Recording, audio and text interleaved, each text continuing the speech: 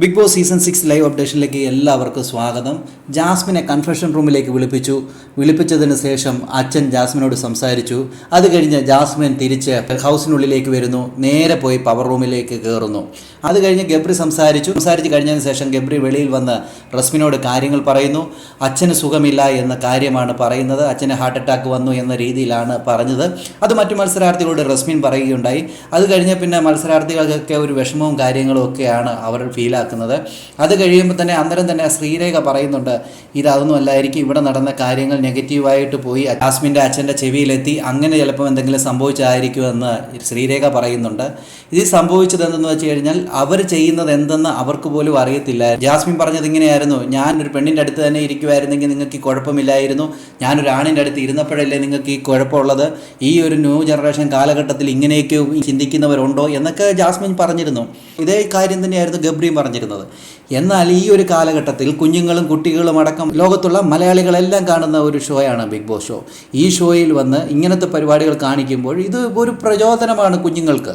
കാരണം ഒരു സ്കൂളിൽ ചെന്ന് കഴിയുമ്പോൾ ഒരു സ്കൂളിൽ നമ്മളിപ്പോൾ ഇങ്ങനെ ഇരിക്കാൻ പറ്റുമോ? അതുകൊണ്ടാണ് സ്കൂളുകളിലും കോളേജുകളിലും പെൺകുട്ടികളെ ആൺകുട്ടികളെ മാറ്റി മാറ്റി ഇരുത്തുന്നത്. അങ്ങനെയാണെങ്കിൽ ഇവർ പറഞ്ഞ പോലെ തന്നെ ഈ സമൂഹത്തിൽ ഇങ്ങനെ ഇരുന്നാൽ എന്താ കുഴപ്പം, ഇങ്ങനെ ഇരുന്നുകൊണ്ട് എന്ത് കുഴപ്പം, ഇവരിങ്ങനെ കൈ പിടിക്കാനും ഉമ്മ വെക്കാനും കെട്ടിപ്പിടിക്കാനും ഒക്കെ, അതോ കടിക്കാനും കയ്യിൽ കടിക്കാനും ഒക്കെ ഇങ്ങനെ ഇരുന്നാൽ, ഒരു മൂലയ്ക്ക് കുത്തിയിരുന്നാൽ, അങ്ങനെ ഇരിക്കാൻ സ്കൂളുകളിലും പറ്റുമെങ്കിൽ പിന്നെ എന്താണ് ഇവർ സമൂഹത്തിന് കൊടുക്കുന്നത്?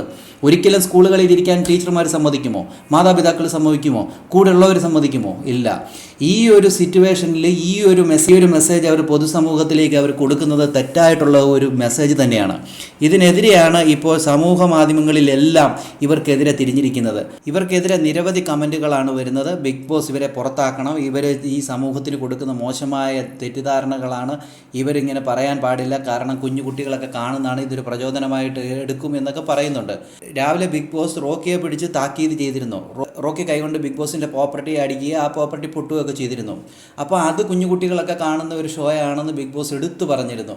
എന്നാൽ ഇത് ഒരു കുഞ്ഞുകുട്ടികൾ കാണുന്ന ഷോ അല്ലേ? അപ്പോൾ ഈ ജാസ്മിനും ഗബ്രിയൊക്കെ കാണിക്കുന്നത് കുഞ്ഞുകുട്ടികൾ കാണുന്നതല്ലേ എന്നാണ് പ്രേക്ഷകർ ഓരോരുത്തരും ചോദിക്കുന്നത്.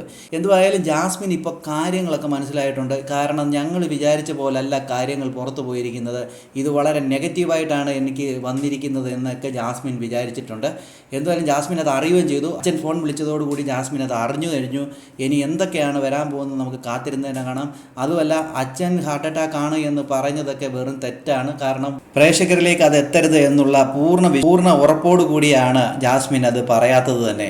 എന്തുവായാലും നമുക്ക് കാത്തിരിക്കാം. കൂടുതൽ ബിഗ് ബോസ് ലൈവ് അപ്ഡേഷനായി ഈ ചാനൽ സബ്സ്ക്രൈബ് ചെയ്യാം മറക്കല്ലേ ഗൈസ്.